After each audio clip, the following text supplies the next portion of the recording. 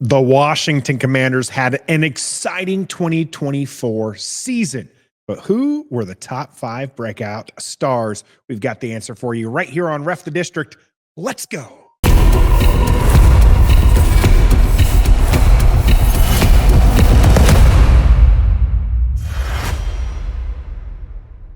Greetings and salutations, and welcome to Ref the District here, off-season content, top 5 list. I'm Nathan Perry, and today we're going to be breaking down the top 5 breakout stars from the 2024 season. Washington, an unexpected 12 regular season wins, an unexpected trip to the NFC Championship game, one game away from the Super Bowl, and those were some long shot odds. And of course, you can head over to Bet Online, the world's most trusted online betting source, and start your wagers there as well. Now, I know the NFL season has gone and passed, but it's okay because they have the largest selection of odds on everything: NBA, college basketball, NHL, UFC. BetOnline continues to be the #1 sports betting source. Every three-pointer, hat trick, BetOnline has you covered with odds, stats, and more for every game, every play, and every win.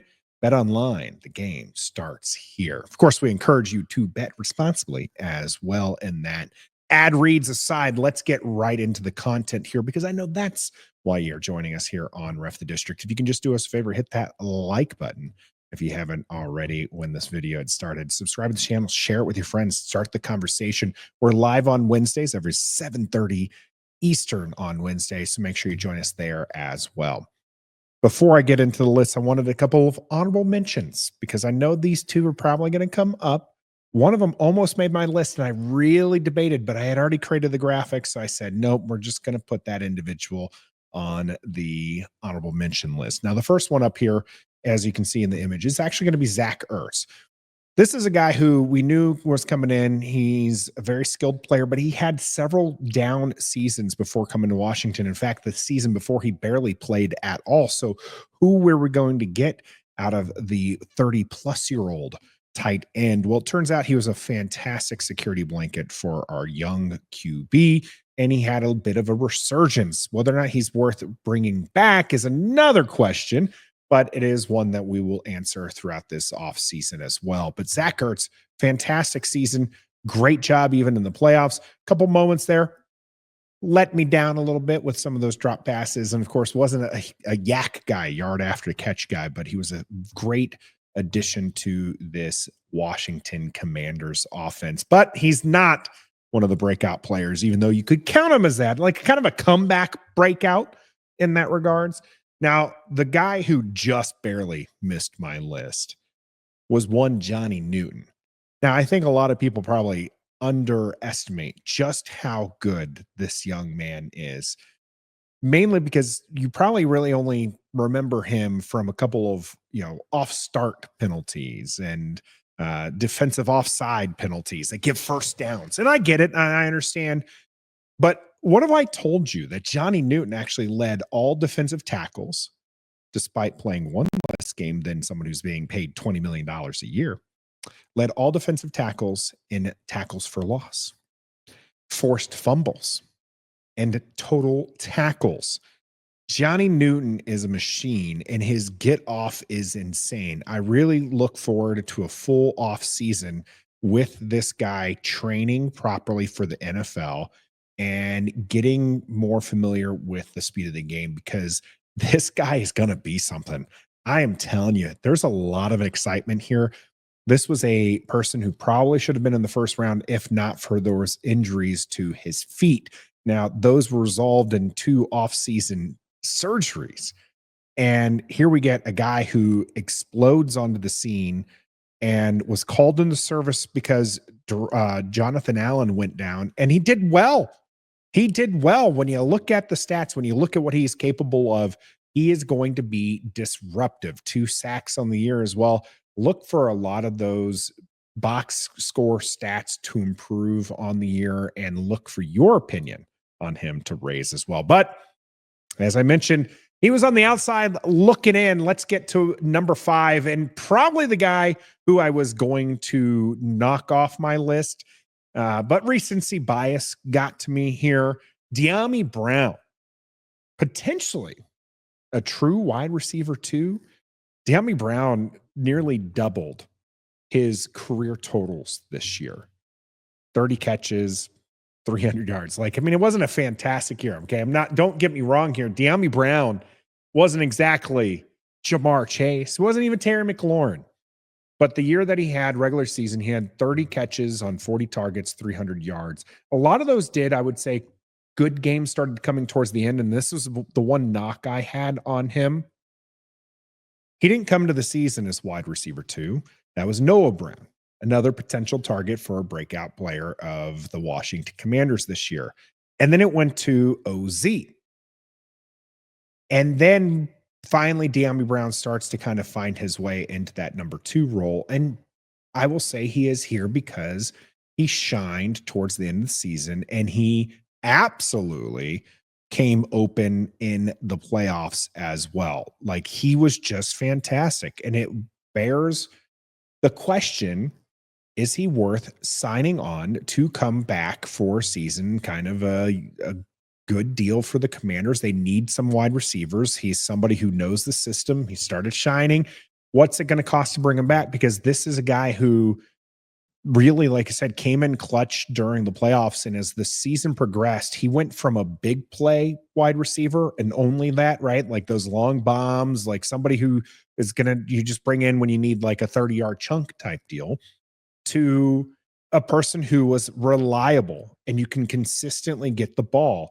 I don't know that he's a true wide receiver 2 that's going to take heat off of Terry McLaurin, but if he can be even a good wide receiver 3 option for you on the cheap, then maybe that's something Washington can look at, because Dyami Brown really started to intrigue me. You know, we've always loved Dyami Brown during the preseason, but he's been a letdown in the regular season. He wasn't too great of a star, but those playoffs, man, those playoffs got me really thinking, is this the Dyami Brown that we drafted all those years ago? We'll see. He is number 5 on the list. Let's move on to number 4. It's the other wide receiver going on the other side. Now, this is cheating. Terry McLaurin is absolutely somebody who we expected to be a stud coming in and probably had great expectations for. And I think even some of us, maybe here on Ref the District, thought that he was going to have over 1,250 yards. He did not get there. In fact, his yardage total was actually down from the year before. Now, that being said, one of the things that surprises me when you take a look at the stats here for Terry McLaurin was the fact that he did all of this on less targets. Only 117 targets this year, 82 catches off of that. So he broke the 1,000 yards once again in his career. And if you look at the yards per reception, it's really not a big jump from years past or even lower in some cases. But then you start looking at the targets and you realize he was doing this off of nearly, even though he played 17 games, he did this on less targets and, probably 3 games worth of less targets in some cases. So that was probably the most impressive particular stat of that, like one of those little nuances, because really he's on this one for the jumps and touchdowns. If you include the playoffs, he had 16 touchdowns on the season. That is nearly as many as he had the previous 4 seasons. We always knew Terry McLaurin was good. Most of us would say that he's a body catcher. He started catching with his hands. He started doing some fantastic work out there. In fact, there's probably 3 touchdowns that he probably could have had if he just would have gotten away from the shoestring tackles early on. But the fact that he was able to be a touchdown magnet this year was a huge deal for this team and this offense. And looked for him to jump in the NFL top 100, because I feel like that kind of jump, having a QB finally is putting him more on the radar for someone who you actually have to game plan for. And we saw that a lot in some of these defenses. They were putting the top over Terry McLaurin and daring any other wide receiver to beat them.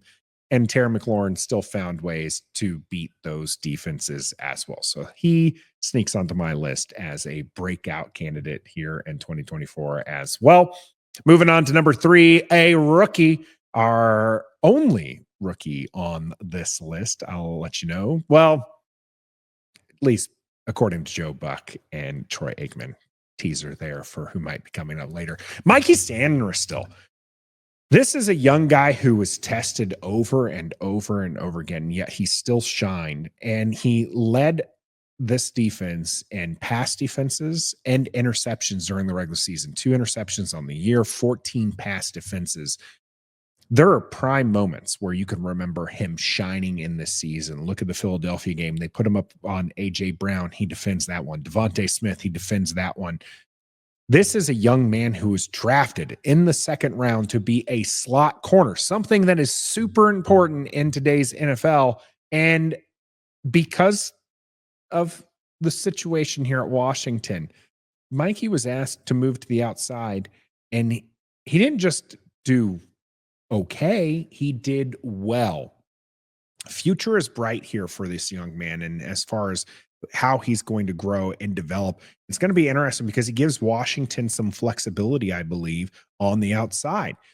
Do you continue to load up on the outside, or do you to move Mikey to the slot where you drafted him, or do you focus on other areas of that defense, keep Mikey on the outside and maybe develop somebody else into that slot like Noah Iggy? That's just an idea, but Mikey honestly did a fantastic job this season and is somebody who I think is going to be exciting for years to go here on the Washington Commanders.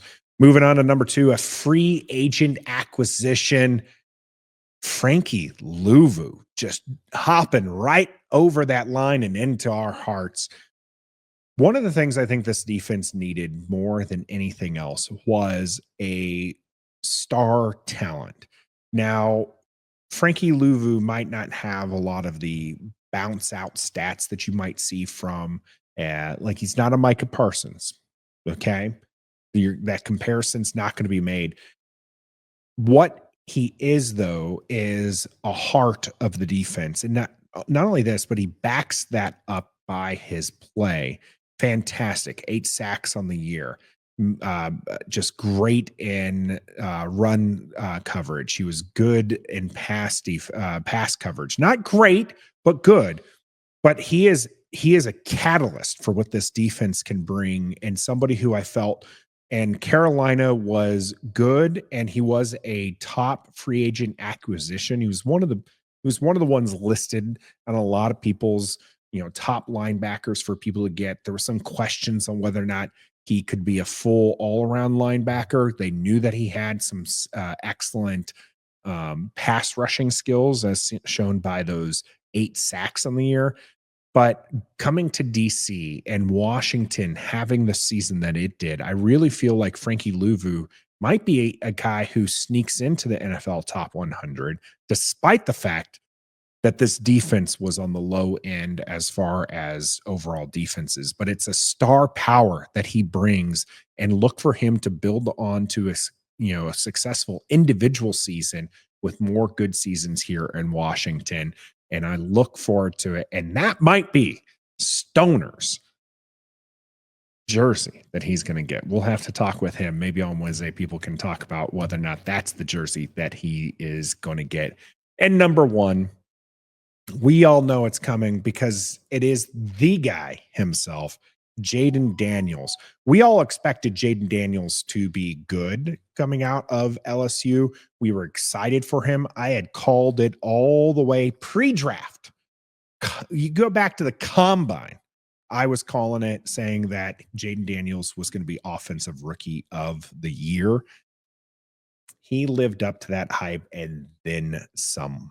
Okay, this is the best rookie QB season ever. One silly goober was the only person who voted him as not the top spot, tried to give it to Brock Bowers as far as offensive rookie of the year. What Jayden Daniels did this year was, bar none, some of the most amazing stuff you will ever see in the NFL. Taking a 4-win team to a 12-win team, getting that team to the NFC championship game. Make no doubts about it. This team ran on Jayden Daniels. Marcus Mariota did a good job in cleanup, did a good job against Carolina, did a good job against Dallas in week 18 to secure the 6th seed overall.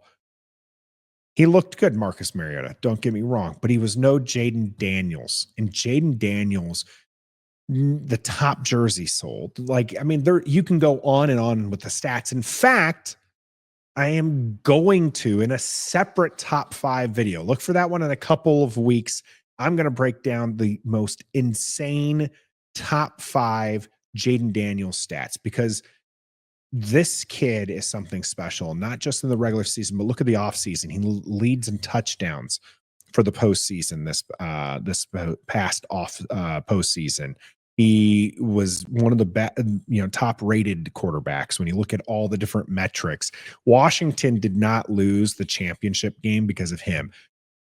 Jayden Daniels was the reason why Washington was anywhere near that game at any point in time. And he is something that I think Washington fans are going to cherish for years to come. And we're looking forward to it right here on Ref the District. I mentioned you can catch us live on Wednesday, so make sure that you let us know here in this chat and on Wednesday on who you think are the top 5 breakout commanders for the 2024 season. We'll have to look at who's going to be the breakout stars next season as we get closer to the season. We still got free agency. We still got draft. We got lots of off-season content coming to you here on Ref the District. Make sure you let us know that you are watching by hitting that like button, subscribing to the channel, sharing it. If you're listening to it on your favorite audio platform, make sure you leave us a rating and review as well. My top 5 one last time for the Washington Commanders breakout players.